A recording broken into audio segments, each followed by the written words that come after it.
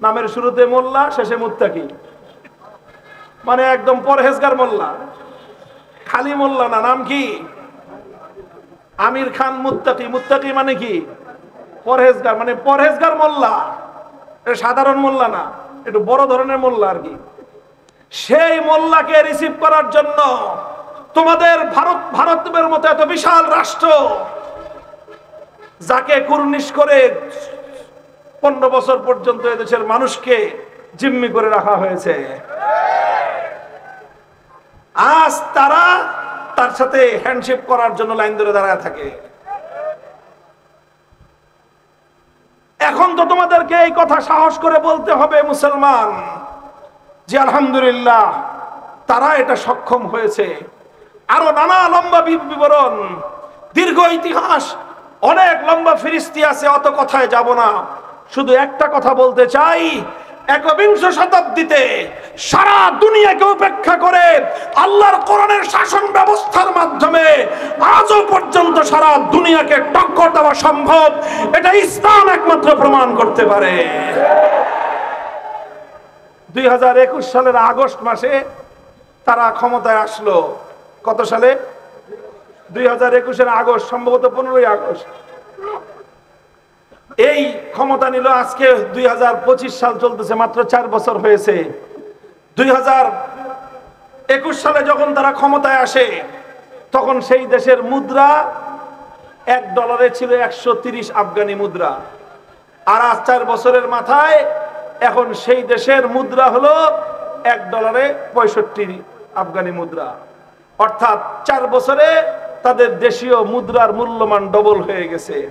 এখন আমাদের বাংলাদেশের টাকা $1 130 টাকা, আর তাদের দেশের টাকা, তাদের দেশের মুদ্রা $1 65 মুদ্রা।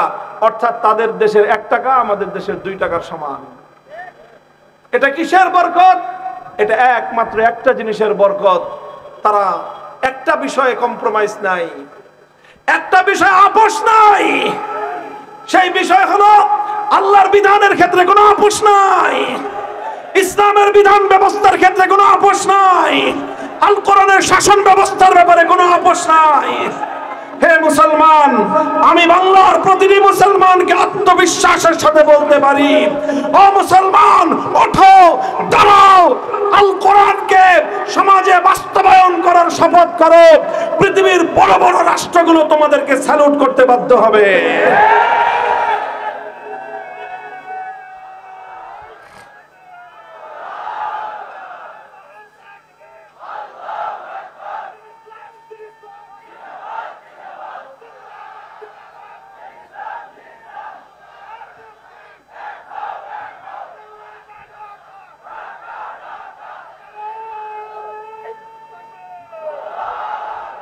আলহামদুলিল্লাহ, আমাদের অতীত অনেক গৌরবোজ্জ্বল অতীত, আমাদের পূর্বপুরুষদের অনেক ত্যাগ আর কোরবানি আছে। আমাদের বাপ দাদারা এই জমিনের জন্য, এই মাটির জন্য অনেক অশ্রু ঝরিয়েছে, অনেক ঘাম ঝরিয়েছে, অনেক রক্ত ঝরিয়েছে, শুধুমাত্র এই দেশটাকে আরেক দেশের করদ রাজ্যে পরিণত করবার জন্য নয়। একটা বিষয়ের জন্যই আমাদের পূর্বপুরুষরা এই দেশ মুক্ত এবং স্বাধীন করেছিল, আর সেই জিনিসটা ছিল আমরা মুসলমান, আমাদের জীবন ব্যবস্থা হলো ইসলাম, আমাদের শাসনতন্ত্র হবে একমাত্র আল কোরআন। এই জন্য আমি বলি, হে বাংলার মুসলমান, তোমরা একটা বিষয়ে মজবুত হও, দৃঢ় হও, আল্লাহর উপর ভরসা করো। আমেরিকা, রাশিয়া, চায়না, ভারত আমাদেরকে খাওয়ায় না। আমেরিকা, রাশিয়া, চায়না, ভারতের হাতে আমাদের জীবন মরণ নয়। আমেরিকা, রাশিয়া, চায়না, ভারতের হাতে আমাদের উন্নতি আর অবনতি নয়। আমাদের উন্নতি আর অবনতি আল্লাহ পাক, যেহেতু আমরা কালেমা পড়েছি, আমাদের উত্থান পতন, আমাদের ইজ্জত এবং আমাদের মর্যাদা এবং আমাদের সম্মান, আমাদের লাঞ্ছনা, আমাদের অপদস্থি, আমাদের জিন্দেগি, এই সব কিছু আল্লাহ পাক ইসলামের সঙ্গে জুড়ে দিয়েছেন। কাজেই আসো, আমি লম্বা আর কোনো ওয়াজ নাই, আমার গোটা বাংলার টেকনাফ থেকে তেতুলিয়া এই এক পয়গাম নিয়ে আমি আমার জাতির, বিশেষ করে তরুণ প্রজন্মকে জাগ্রত করতে চাই। তাদের কাছে বার্তা পৌঁছে দিতে চাই, মুরব্বীদের আশীর্বাদ আর দোয়া চাই। আপনারা দোয়া করেন, আমাদেরকে অনেক অত্যাচার করা হয়েছে, অনেক জুলুম করা হয়েছে, আমাদের কোরআনের পাখিদেরকে খুন করা হয়েছে, হত্যা করা হয়েছে। আল কোরআনের বাণী, আল কোরআনের আহ্বান পৌঁছে দেওয়ার অপরাধে আল্লামা সাঈদী রাহমাতুল্লাহি আলাইহি সহ এদেশের আলেম সমাজের সঙ্গে পৃথিবীর ঘৃণ্যতম সকল আচরণগুলো করা হয়েছে। আমাকে শুধুমাত্র আল কোরআনের কথা বলবার অপরাধে, শুধুমাত্র ইসলামের কথা জোর গলায় বলবার অপরাধে, শুধুমাত্র মূর্তি পূজার বিরুদ্ধে জোর গলায় কথা বলবার অপরাধে আমাকে মিসমার করে দেওয়ার জন্য, ধুলে মিশিয়ে দেওয়ার জন্য গোটা রাষ্ট্রযন্ত্র নিয়ে ফ্যাসিবাদী লেডি ফেরাউন সমস্ত শক্তি প্রয়োগ করেছে। আল্লাহ পাক আমাদের কাউকে রক্ষা করেছেন, কাউকে আল্লাহ কবুল করে নিয়েছেন। কি বললাম?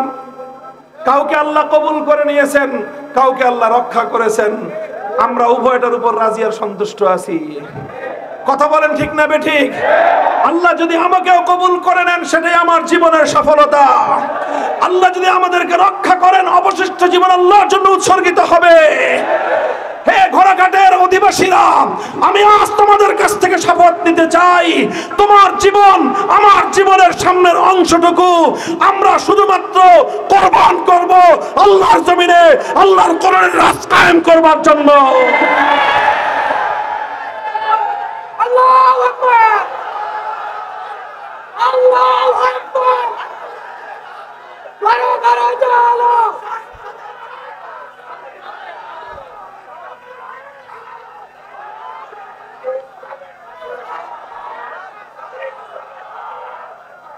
ইনশাআল্লাহ আপনারা প্রস্তুত হন।